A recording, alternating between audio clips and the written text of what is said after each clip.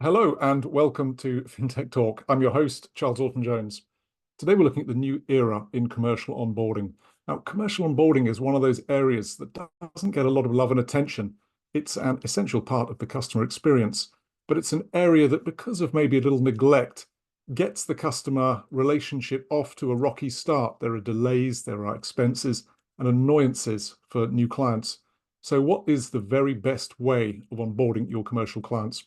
Well, here at FinTech Talk, our approach is always to get the world's leading experts on any given subject to, over the next half an hour and 40 minutes, to give you insights into how you can upgrade your own organization. That's what we've done today. So let me introduce you to our expert panel. I'd like to welcome Tom Byrne. He is a regular on FinTech Talk. Tom is Head of Product and Innovation EMEA at nCino. nCino is a provider of cloud-based FinTech products for the banking world. It has more than 1,850 clients and is renowned for taking a really cutting-edge approach to fintech. Tom, great to have you with us today. Great to be here, Charles. Excited for the discussion. Good, yeah, it's a good subject. We have Andrew Yates, who has the great title of founder in residence at Full Circle, an nCino company. Full Circle is a RegTech platform which brings fintech ideas and concepts to the onboarding experience, amongst other things. So, yeah, Andrew, if you turn your camera and mic on, great to see you. Here I am. I'm struggling to press a button there. Yeah, great to be here today, Charles. Thanks for Fabuloso. And dare I say, our special guest, dare I say, today is Angela Norman. Angela is the interim managing director of commercial lending at the Yorkshire Building Society, which is the UK's third largest building society. But Angela is in the middle of a huge transformation project related to onboarding. So she's really going through it. So we're going to be asking her some very nosy questions about what it's really like to try and improve the onboarding experience. So Angela, lovely to see you. Thank you, Charles, and thanks for the invite. It's great to be here. Great. Well, let's get to it. I mean, Tom, I just would like people to understand the potential for improvement here. I mean, everyone has an onboarding experience, but as I said, it kind of gets neglected. But yeah, how much scope is there for improvement? I mean, is it organizations just fiddling around the edges when it comes to transformation, or is it really possible for a big bang improvement? Yeah, it's a good question, Charles, and the standard answer of it depends. But we've seen in the market, there's definitely been a move towards understanding the urgency of this issue. And that's partly been driven by sort of the regulator, especially in Europe, is very, very active around this space. We've seen tons of fines handed out for sort of the way that processes are being run, which is usually a catalyst for banks to start to look at, how do I start to adapt and how do I start to change my processes? I think we're sort of coming to, if I make my own sort of prediction, I think we're sort of coming to the end of a little cycle that we had where I think banks just how much they were struggling with the regulation, with the burden, and sort of with the collection of data, documents, and everything that they need to be able to run this process efficiently and streamlined.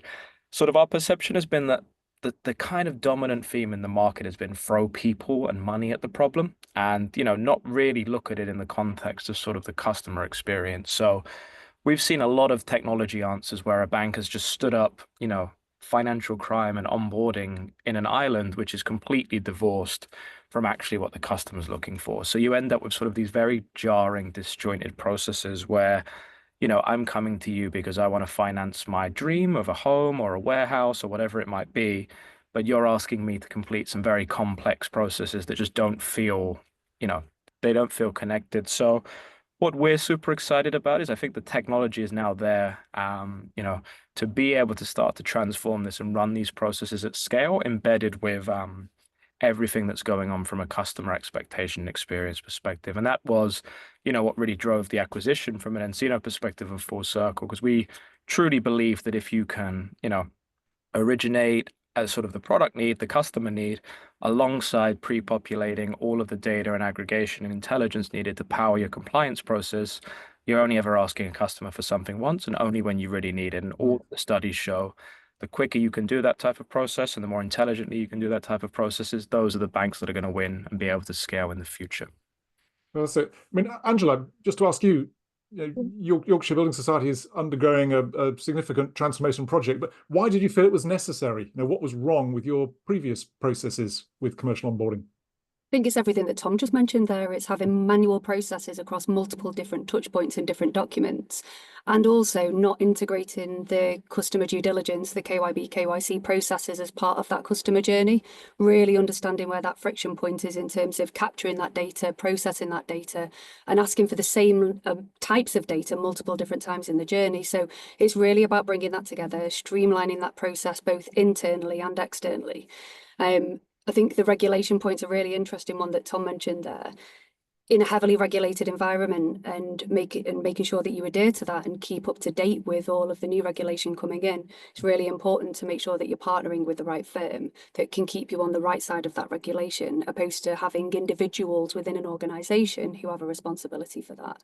So there's that real risk of manual human error across the whole of the process, that kind of streamlining that from a customer journey and also digitizing from a kind of risk perspective were two key reasons why we wanted to enhance our offering and work with Encino. Let me just ask you, how important though is it for the customer experience? Yeah. Because if the onboarding process is bad, a lot of, I don't know, there's maybe an assumption, well, people are okay, they go through it, it's annoying, but people have always gone through it and done the paperwork and filled out the forms. How significant is it to sort this out? It's absolutely ultimate priority, because customer experience, especially in an evolving world where there's so many digital efficiencies coming through, as a lender, you need to keep pace of that and understand what available technologies and digital changes that you can implement to streamline that process. It's so important as a consumer, kind of, obviously we're talking about commercial lending here, but the quicker that you can actually go through any process, take that friction out, make it more seamless, provide information once and get that end result quicker, faster, especially if it is a no decision at the end of that. We want to be able to deliver that, whether it's a yes or a no, really fast and give reasons why. That's the promise. Now, Andrew, okay, so we just heard all the potential problems that exist in onboarding. I'm sure they're going to be really familiar to all of our viewers, because probably we've been through it ourselves in one respect or another. But what's the dream therefore? I mean, if people upgrade their onboarding experience to be the best that the fintech world can offer, what are the hallmarks of the dream process? So I mean, just picking up on Angela's points there, I think as consumers, with Apple iPhones and Google phones in our hands, we're kind of conditioned to expect things to happen faster. We expect things to be connected. So the vision is to really bring the onboarding experience in line with the experience of dealing with the provider. What if the onboarding experience can be just as good as the product and the service that's being on offer, just as good as the team that I know Angela's got. That's got to be the aim, and by reducing those points of friction and by using technology to do things like capture documents in real time, using things like the phone that's in your hand, we can short circuit the process, but also ensure that we're only asking the question once. Fewer iterations mean shorter cycles. That's great news for the bank because the time to revenue equation shortens, but most importantly, that customer experience is right where it should be. So that's the vision. And we got together with the Encino team a couple of years ago to start working on this proposition, and super delighted that we've had the opportunity to work with Angela and her team as our kind of strategic test case. And in the interim, Tom and I got married. You guys are very close. That's fantastic. And just tell me, Andrew, when it comes to approach, just quantify the difficulty here, because there are some things in banking that are truly grisly, like moving to a new core engine, that are sort of many years, 3 to 5 year project, and potentially you're going to capsize your entire bank if you get it wrong. How grisly is the onboarding process? I mean, can you just tweak existing processes, or do you advise people to buy a cloud solution off the shelf? Just quantify the difficulty of this transformation process. Yeah, and back to Tom's first comment, it depends on the complexity of the use case, if you like. Very, very simple loan or mortgage origination up to something where you're dealing with an entity that's multi-jurisdictional, where there are, numerous officers. You've got to cover all of those bases. So the first thing you need is the source data. Needs to be something that's available, such that when you're going to the customer and you're asking for the submission, you have a source of data to compare that to. Even better, you can go to a verified, validated source of information, so that you don't have to ask the customer at all. Imagine an onboarding process where you type the first three letters of your company name, up pops a little window to say, is this your company? You say yes, and then it automatically populates all of the fields and forms, initiates the checks. That's what we're talking about. That's what we're going to be hopefully delivering in partnership with Angela and the team at Yorkshire Building Society. And Angela, just take us through your experience, therefore. I mean, just be honest as you like and as brutal as you like. How difficult is this process, and how is it sort of intermingled with all sorts of other parts of your customer experience transformation? What's it really been like from the inside going through this upgrade? Yeah, I think it's like any transformation project. It's just making sure that you've got the right prioritization, the right resource dedicated to make sure that it's all the way through, and then through to embedding it post go live as well. So we're really geared up for that and have made sure that we've got the right people in the right place to implement. It's critical. It's so needed in terms of a change. We couldn't continue in the way that we were from that manual process, because we're growing and we've got really strong growth ambitions. For us, it's not about bringing more people, and I think that was something that Andrew touched on earlier.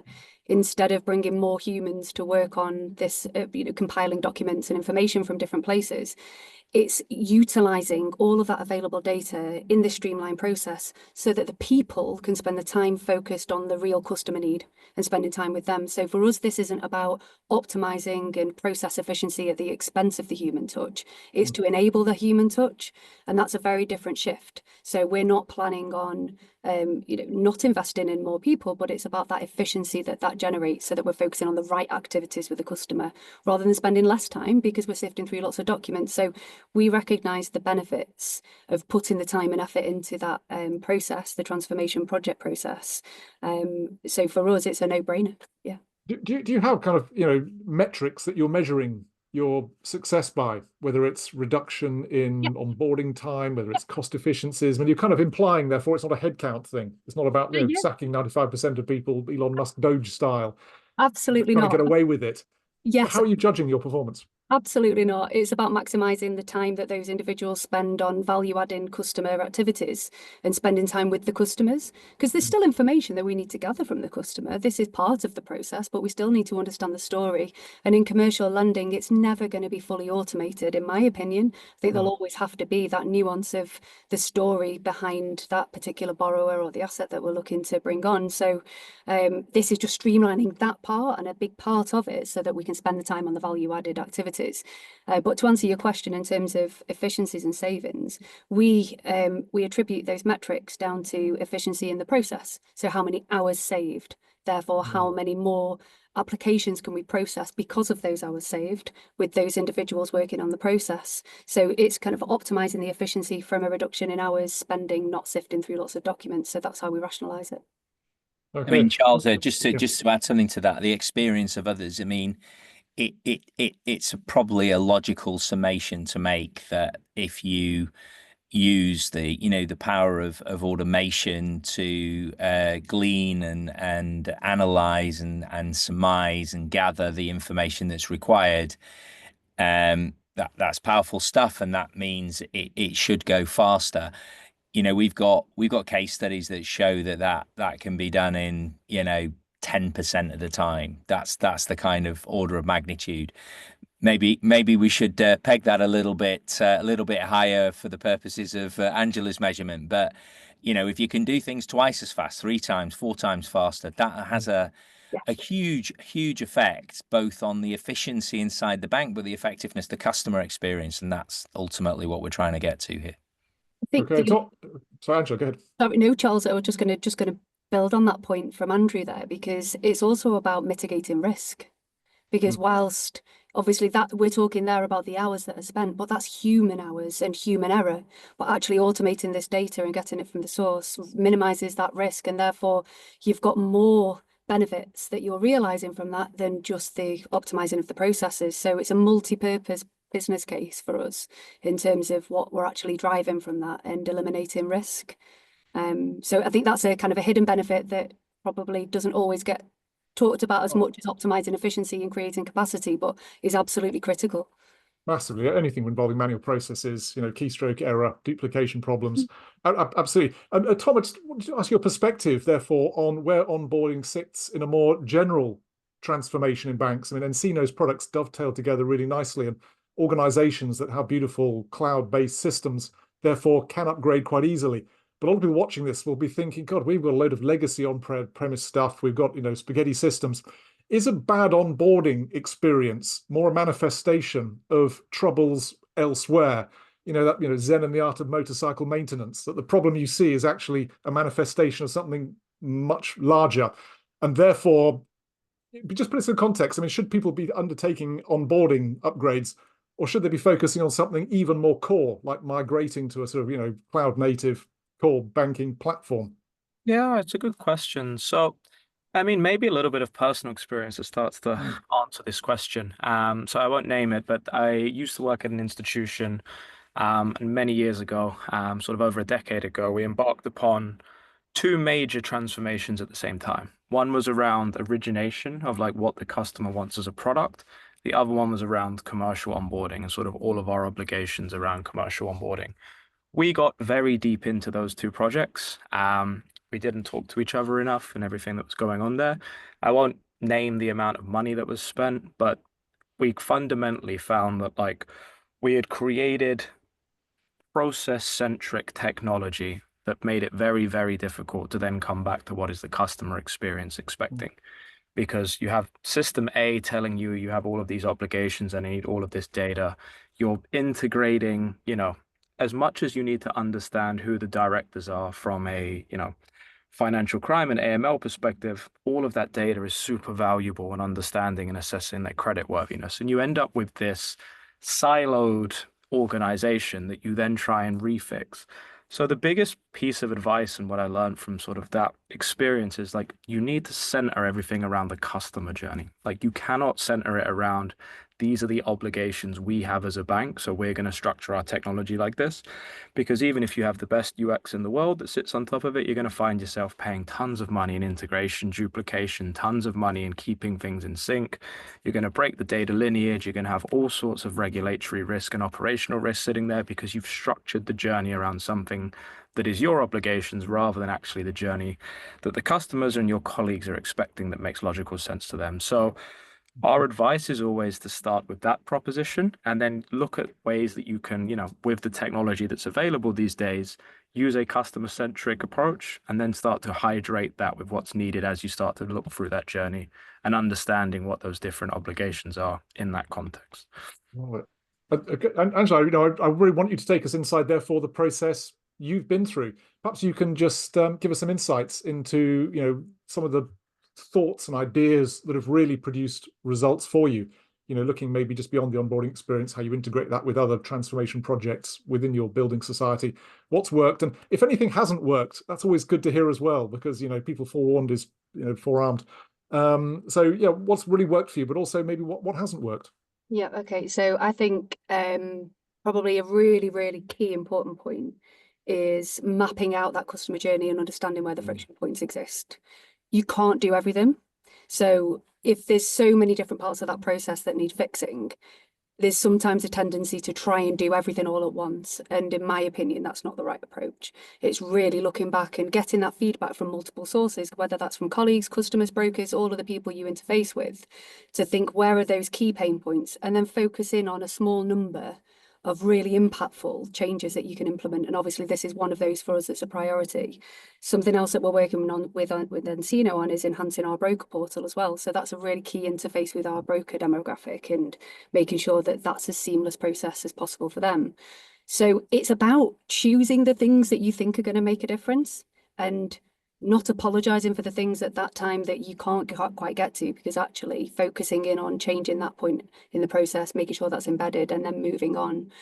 That's how I believe that we've been successful over the kind of recent months in making sure that we do stay focused on that. And every organization has limited resource. We don't have endless resource that's just sat on the side waiting to implement all of these change projects. So it's being really ruthlessly prioritizing of the time and being aware of how much time these things can take, building some contingency in, because you're going to come up against hurdles, whether on all sides of the project. So making sure that that's factored in. And for us, that obviously is that has been a learning throughout this process, but getting to the right end point is ultimately critical, and making sure everybody's got the same goals and alignment of what we're trying to achieve. So being really clear on the priorities, focusing on those and making sure that you've got the right resource allocated, and doing that ruthless prioritization is key, and having the same objectives and end goals as the partners, which we do have with Encino and Full Circle. So it's good. Fantastic. How long is the process? Have you given it a time frame? Is it 1 year, 18 months? What have you given yourself from start to finish, if there is a timeline? So we're looking to implement by the end of H1. And I think when you look back, there's obviously discussion points, there's times to go through the kind of governance processes, depending on your organisation, how long that takes. So for us, actually getting it right and making sure that it's all working as it should be, and we've got all of the right criteria engaged, has been key for us. So you will be launching hopefully in the next couple of months by the end of H1. I think, and I love this idea as well about having just this focus, there's this understanding that organizations don't inherently have a lot of spare capacity and resource sitting around waiting to do something or other. So just tell me how valuable it is working with a partner, maybe like Encino, who bring all of that experience to bear, so you can rely on them because they've been through the process many, many, many times. So they know it inside out. So even if your organization, if people are watching this thinking, we don't really have the time to spare to completely rethink onboarding from scratch. I mean, Angela, people don't need to, do they? They can turn to a partner that specializes in this area and just piggyback off their years of expertise. Absolutely. I mean, anybody who thinks that they can build the level of knowledge that both Full Circle and Encino have developed over years of experience of working with different lenders, seeing what's worked, what's not worked well, that's that's gold dust. You can't get that as a lender. So from my perspective, absolutely working with people who've been through that, who can help you on your journey. I've worked with Encino for many years in other organisations as well. I've only been with YBS for 6 months now, but I've seen firsthand the level of care and diligence that the teams do apply to making sure anything that's implemented is done to bespoke standards rather than a one-size-fits-all. So that's my experience. And equally the same with Full Circle. So obviously this is the first time we've engaged with Full Circle, but absolutely complementary. I think I can see the synergy and why Encino and Full Circle have come together. And for us, obviously that's really great because it's happened at a point when we're in the process of our project. But I think it's about making sure you're on the same page. It goes back to those having the common goals and objectives.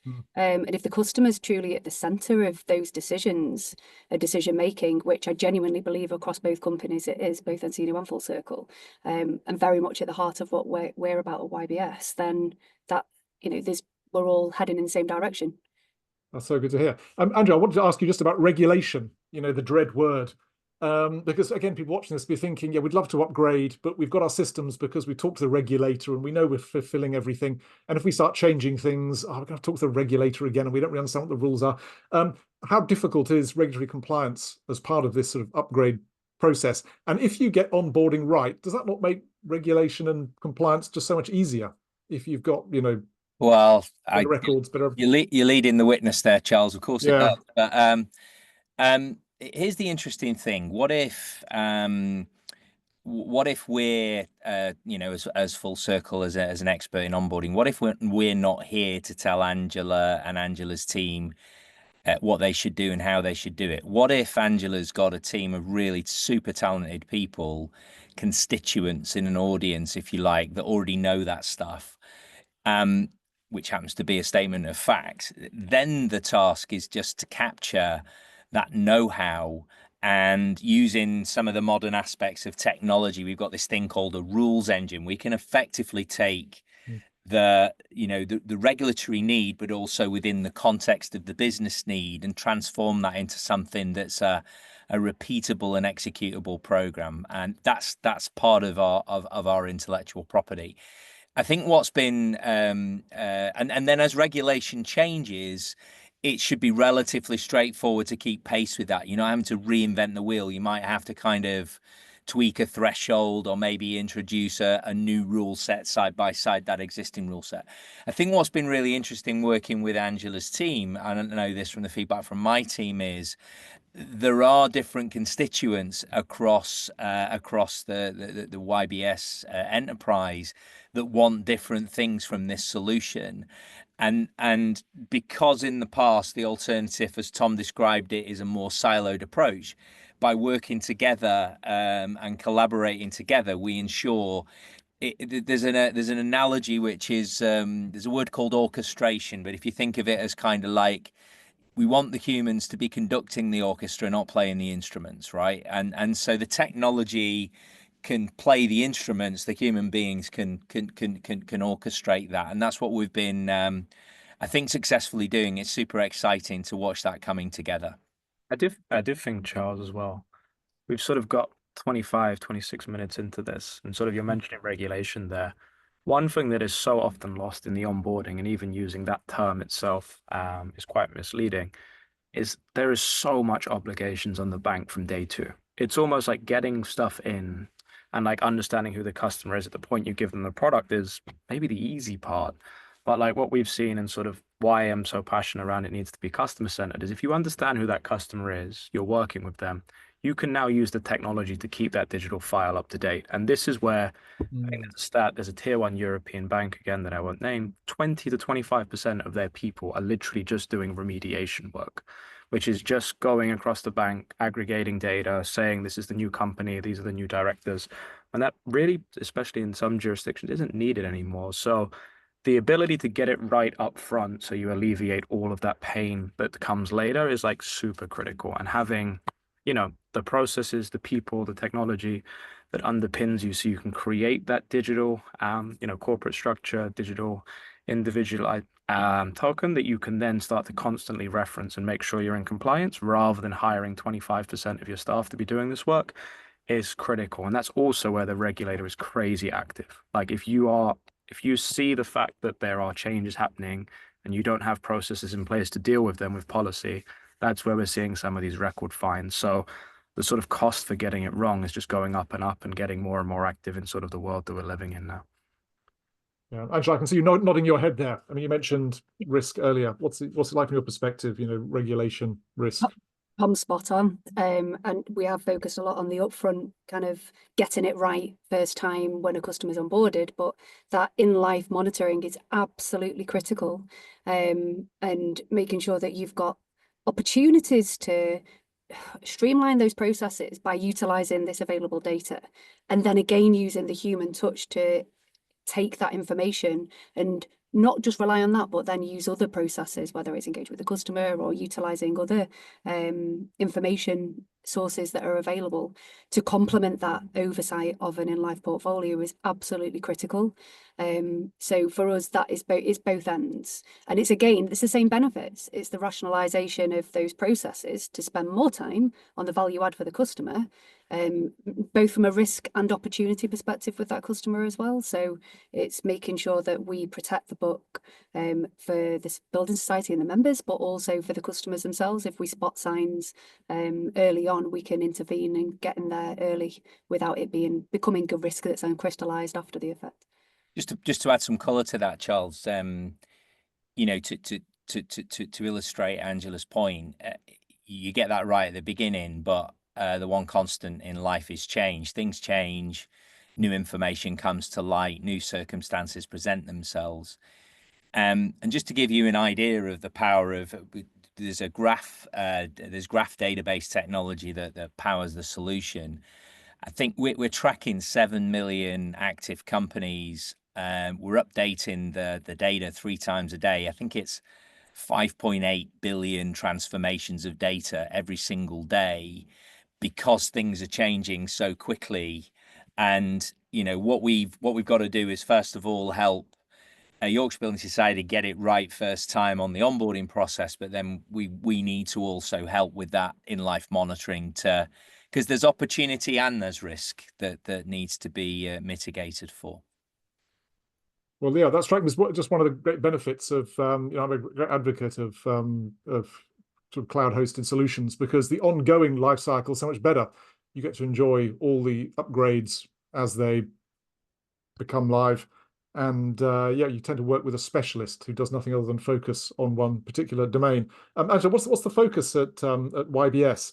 Are you advocates of the whole cloud-native, cloud-hosted solutions? Do you mix and match? What's the ethos at YBS? So we obviously work with nCino for our full customer onboarding solution, and for us that was a decision that was made way before my time, but in my opinion was absolutely the right decision. Having come from different backgrounds from tier one lenders and fintechs who also used nCino, I think having the ability to constantly iterate those processes, because even if you've got them in place and they are all automated, as Andrew just said, change is inevitable and there's going to be new things. So you can't just think, I've done it now, great. I've got all of those streamlined automated processes, because the next best thing is coming around the corner. So I think it's constantly looking at that pace of change across the industry and the customer demand.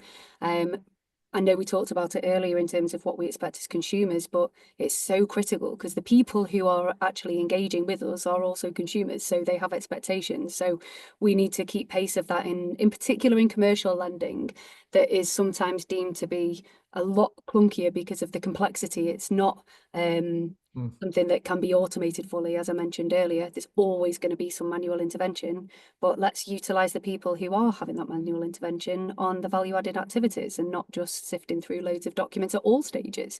I know we're focused on the KYB, KYC process here, but all the way through the process, there are efficiencies that can be made through using cloud-based systems. What's the final impact, Angela? I mean, we talked earlier about how you're going to measure success. Are you able to produce any kind of, hard numbers on time to onboarding or, NPS or anything like that? How do you measure what success is? NPS is absolutely critical for us, and this is one part of that journey.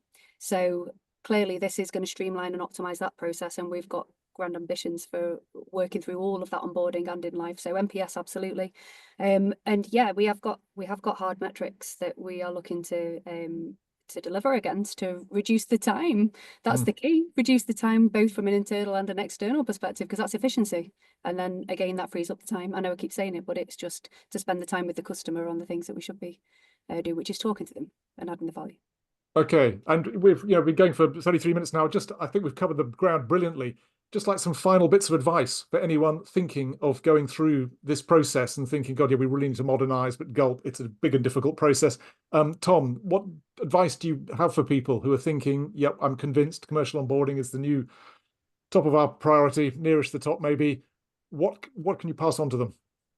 I mean, speaking about the customer journey and having your North Stars, I think that the one sort of tip that we have maybe that we haven't covered is around implementation. So what we've typically seen is a lot of these financial institutions have brought, all sorts of processes and all sorts of policy into play that, have probably been well-intentioned at a time, but have probably been in play for a while. And quite often when we implement our system, it's the first time that they're ever able to track, hey, this is being shunted to a manual route because of policy exception A. And just really starting to look at your policy and starting to get maniacal on, hey, every time that policy exception is being hit, we're just overriding it versus, we could have just automated this if we looked at our policies. So there's the transformation, and the technology will do this, but the transformation is only be as good as and flexible as your policy is. So making sure that you're, keeping the bank safe, of course, that's number one, but being flexible enough to look at your policy and understanding where the bottlenecks are, and then starting to challenge internally of is this really needed? Is this really a regulatory issue? We hear that all the time, that something's a regulatory issue, and it's quite typically not. It's quite typically a bank policy interpretation of it that creates bottlenecks. And you'd be surprised how, a small line in a PDF document 4 or 5 years ago can create huge amounts of work for people over the last few years. So just really getting a handle on grip on that would be sort of the big advice we'd have going into any of these transformations. Okay, yeah. So same for you, Andrew. And also, Andrew, I'd just like to append a second question for you. Is that if people are thinking of overhauling their creaking and groaning commercial onboarding structures, how can they make use of an organization such as yours? You know, you guys want to sell products to people. Can they just give your experts a ring and have a chat, get one of your guys in and just fresh out what exactly is involved without committing? Yeah, I mean, absolutely. And we call that discovery, and it's a kind of two-way thing. And one of the most powerful things out of a discovery exercise is you can do a very simple as is versus to be. So here's how we do it today. Here's how we could potentially do it with the power of automation. What does that gap look like? How do we quantify and measure that gap as a business benefit?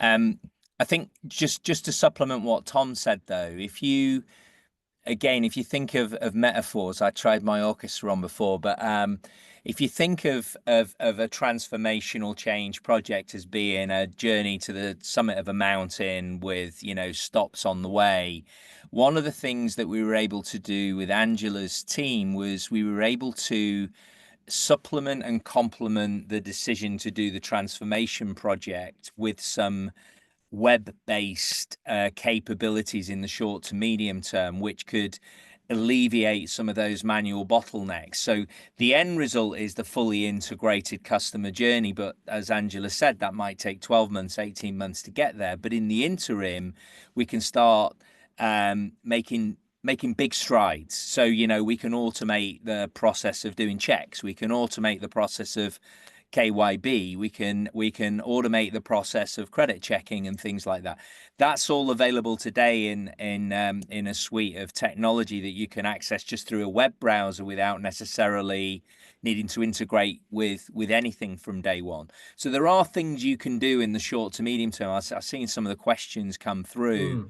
You know, what steps can we take? And you know, that is a great way. And that's exactly what we've done with Yorkshire Building Society. The fact that Encino bought the Full Circle company halfway through that process is just a coincidence. But we were always on that track as two companies working together on behalf of YBS anyway. Superb. And Angela, just a rallying call from you. How is improved onboarding, working with Encino, going to improve your organization? We've also got a question from Ryan Levine watching, who asks about the potential revenue opportunities.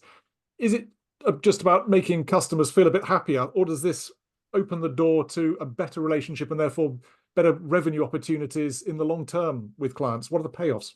Oh, I think there's so much lost opportunity from a revenue perspective if you don't get the onboarding journey right, because that's where you build your trust and your confidence with your customers and your brokers. So if they don't have trust in your ability to deliver, then they're not going to come back, are they? So I think making sure that you deliver on your promises, all of the cliches. I need to think of some more grand metaphors like Andrew to come up with this, but you know, it is genuinely about thinking from the customer's perspective. Is this part of the journey where we would like it to be?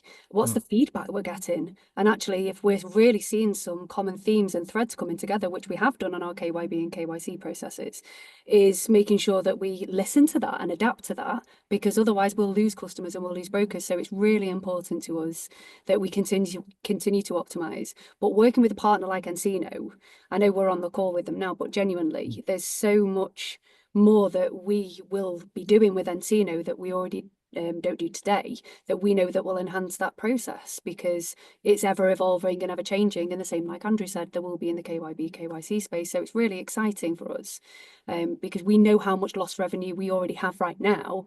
And we want to make sure that we're maximizing that opportunity for the broker customer so that they don't take that elsewhere and they keep it with us because they trust us. They know that we can deliver on our promises because of that slickness in the process, because we have the confidence in the process and it's not all relying on manual people. That's a great summary. Okay, guys, thank you so much for your insights on this. You know, we began by saying that onboarding tends to get maybe a little overlooked, but I think we've shown just how important it is and the way it can really transform an organization. It can improve relationship with customers, opens the door for revenue opportunities, improves compliance, improves relationship with regulators. So it really does deserve attention. So Tom and Andrew from Encino, thank you so much for your time. And Angela, thank you so much for being with us and being so honest and candid about the wonderful experience you've had in transforming your processes, in particular onboarding. Your expertise is just so hugely valued. So from myself and the team here at FinTech Talk, thank you for joining us. Thank you. Thank you.